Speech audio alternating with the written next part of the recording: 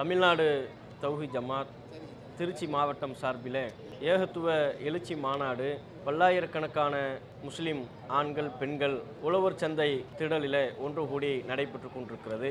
இந்த மாநாட்டினுடைய நோக்கம் முஸ்லிம் சமூக மக்கள் மத்தியில் இஸ்லாம் குறித்த சரியான விழிப்புணர்வை உண்டாக்க வேண்டும் என்பதற்காகவும் இளைஞர்கள் தவறான பாதையை நோக்கி சென்றுவிடக்கூடாது, தமிழகத்தில் போதை கலாச்சாரம் மற்றும் இளைஞர்களினுடைய ஒழுக்க சீர்கேடான காரியங்கள் அவற்றிலிருந்து இளைஞர்கள் மீண்டு திரும்பி நல்வழிப்பாதையை நோக்கி நல்லொழுக்கமிக்க வாழ்வை நோக்கி தங்களது வாழ்க்கை பயணத்தை அமைத்து கொள்ள வேண்டும் என்கிற நன்னெறியை இளைய சமூகத்திற்கு ஊட்டுவதும் தான் இந்த மாநாட்டினுடைய மிக முக்கியமான நோக்கம்.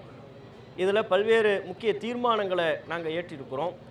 அதில் சிலவற்றை மாத்திரம் உங்கள் கவனத்திற்கு கொண்டு வருகிறோம். திருப்பரங்குன்றம் தர்கா மற்றும் அங்குள்ள கோவில் விவகாரத்தை வைத்துக்கொண்டு தமிழகத்தில் பாஜக உள்ளிட்ட சங் பரிவார அமைப்புகள் நல்லிணக்கத்தோடு வாழ்ந்து கொண்டிருக்கிற முஸ்லீம் இந்து மக்கள் மத்தியில் ஒரு மத மோதலையும் வெறுப்பு உணர்வையும் தூண்டக்கூடிய வகையில் தங்களுடைய செயல்பாடுகளை அமைத்து கொண்டார்கள். மதுரையில் நீதிமன்றம் வரையிலையும் அனுமதி பெற்று ஆர்ப்பாட்டம் நடத்தினாங்க.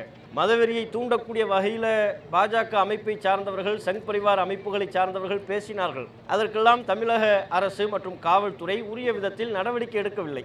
இது வன்மையான கண்டனத்திற்குரியது. தமிழகத்தை பொறுத்தவரையிலையும் முஸ்லிம்கள், இந்து மக்கள், கிறிஸ்தவர்கள் எல்லோரும் நல்லிணக்கத்தோடு பரஸ்பர புரிதலோடு ஒருவர் நம்பிக்கையை ஏனைய சமூகத்தை சார்ந்த சமயத்தை சார்ந்த மக்கள் மதித்து நல்லுறவை பேணி வாழ்ந்து கொண்டிருக்கிறோம். இங்கு தமிழகத்தை அயோத்தியாக மாற்றுவோம் என்பன போன்ற பேச்சுக்கள் தேவையற்றது, வன்மையாக கண்டிக்கத்தக்கது. இந்த பேச்சுக்கு உரிய விதத்தில் வழக்குகளை பதிவு செய்து உரிய நடவடிக்கை எடுக்க வேண்டும் என்பதை இதன் வாயிலாக கேட்டுக்கொள்கிறோம். அதுபோல சென்னையிலையும் சங் பரிவார அமைப்புகள் திருப்பரங்குன்றம் விவகாரத்தை வைத்துக்கொண்டு ஆர்ப்பாட்டம் நடத்தணும்னு கேட்டிருக்கிறாங்க. நீதிமன்றம் வரையிலையும் சென்றிருக்கிறார்கள். சென்னை உயர்நீதிமன்ற மாண்புமிகு வழக்கறிஞர் இளந்திரையன் அவர்கள் இந்த போக்கு ஏற்கத்தக்கது அல்ல, தமிழகத்தில் ஒரு அமைதியான சூழல் நிலவுகிறது, இங்கே மாண்புமிகு உயர்நீதிமன்ற நீதிபதி அவர்கள் சொன்ன அந்த செய்தி ஆர்ப்பாட்டத்துக்கு அனுமதி கொடுக்கக்கூடாது, இது தமிழக மக்கள் மத்தியில் உள்ள நல்லிணக்கத்தை கெடுக்கும்னு சொல்லியிருக்கிறாங்க.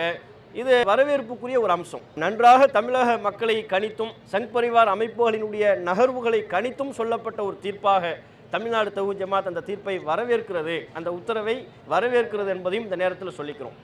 மத்திய பாஜக அரசாங்கம் தமிழகத்தை தொடர்ச்சியாக வஞ்சித்து வருகிறது. அவங்க வெளியிடக்கூடிய பட்ஜெட்டில் தமிழகத்திற்கு ஒதுக்கப்பட வேண்டிய நிதிகளை ஒதுக்குறதில்லை. பேரிடர் காலங்களில் நிவாரணம் என்று அறிவித்தால் அவற்றையும் முறையாக தருவதில்லை. அதில் அண்மையில் முதல்வர் அவர்கள் சொன்ன ஒரு செய்தி மிகுந்த ஒரு அதிர்ச்சியை உண்டாக்குது. பள்ளி கல்வித்துறைக்கு மத்திய அரசின் சார்பாக 2152,000 கோடி ரூபாய் மத்திய அரசு நிதி விடுவிக்க வேண்டியது இருக்கிறது.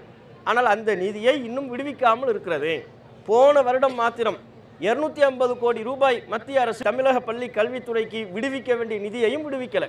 அப்போ என்ன நிர்பந்திக்கிறாங்கன்னா, நாங்கள் சொல்லக்கூடிய கல்வி திட்டத்தை நீங்கள் கொண்டு வரணும், கொண்டு வராமல் உங்களுக்கு நிதி தரமாட்டோம் என்று சொல்கிறார்கள்.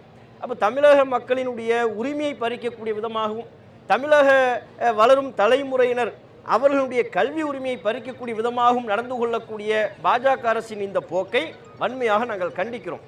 அவர்கள் தமிழக பள்ளி கல்வித்துறைக்கும் தமிழக அரசிற்கும் விடுவிக்க வேண்டிய மத்திய அரசினுடைய நிதித்தொகையை உடனடியாக விடுவிக்க வேண்டும் என்கிற கோரிக்கையை தமிழ்நாடு தௌஹீத் ஜமாத் முன்வைக்கிறது. அதே போல் தமிழகத்தில் அண்மை காலமாக நடைபெறக்கூடிய சில நிகழ்வுகள் மிகுந்த துயரத்தை ஏற்படுத்துகிறது. சமூக ஆர்வலர்கள் தொடர்ச்சியாக படுகொலை செய்யப்படுகிறார்கள். புதுக்கோட்டை மாவட்டத்தில் ஜஹஃபர் அலி அங்கு நடைபெற்று கொண்டிருந்த கனிம வள கொள்ளையை கண்டித்து பல்வேறு அறப்போராட்டங்களை நடத்தினார். நீதிமன்றம் வரையிலும் சென்றார். மாவட்ட ஆட்சியரை சந்தித்து தொடர்ச்சியாக சட்ட போராட்டத்தை நடத்தினார். அவரை லாரி ஏற்றி படுகொலை செய்தார்கள். அது உண்மையிலேயே ஒரு பெரிய அதிர்ச்சி. அதுபோல் அண்மையில் சில தினங்களுக்கு முன்பு பார்த்தால் மயிலாடுதுறை மாவட்டத்தில் கள்ளத்தனமாக சாராயம் காய்ச்சுவதை கண்டித்து ஹரிஷ் என்கிற இளைஞர், அவருடைய நண்பர், 2 இளைஞர்கள் அதற்கு எதிராக காவல்துறையில் போய் புகார் கொடுத்துருக்கிறாங்க. அதனை கண்டித்து பல்வேறு ஆக்கப்பூர்வமான ஒரு செயல்பாடுகளை முன்னெடுக்கிறார்கள். அந்த இளைஞர்கள் படுகொலை செய்யப்பட்டிருக்கிறார்கள். இது தமிழகத்தில் இப்படியான சூழல் நல்லதில்லை. அப்போ போதைப் பொருள் இளைய சமூகத்தில் உலவும் அதை கண்டித்து யாரும் முன்வர மாட்டார்கள். கண்டித்து நாம் ஏதேனும் முன்னகர்வுகளை ஈடுபட்டால் நம்ம படுகொலை செய்யப்படுவோமோ என்கிற அச்சம் சமூக ஆர்வலர்களுக்கு உண்டாகிறது. இந்த போக்கை தமிழக காவல்துறை உடனடியாக கண்டறிந்து முற்றாக இவற்றை விளக்கக்கூடிய வகையில் கடுமையான சட்டங்களை, கடுமையான நடவடிக்கைகள் எடுக்க வேண்டும் என்கிற தீர்மானத்தையும் இதன் வாயிலாக நாங்கள் ஏற்றுக்கொள்கிறோம். 7.5% எதிர்த்து எல்லாமே போராடிட்டாங்க. நாங்கள் என்ன சொல்கிறோம், தமிழகத்தில் சாதிவாரி கணக்கெடுப்பு நடத்துங்க, முஸ்லீம்கள் நாங்கள் எத்தனை சதவீதம் இருக்கிறோமோ அதற்கு உரிய விதத்தில் தாங்கங்கிறது தான் எங்களுடைய கோரிக்கை. அதில் நாங்கள் 7% இருக்கிறோம் என்பது தான் எங்களுடைய பார்வை, எங்களுடைய நிலைப்பாடு.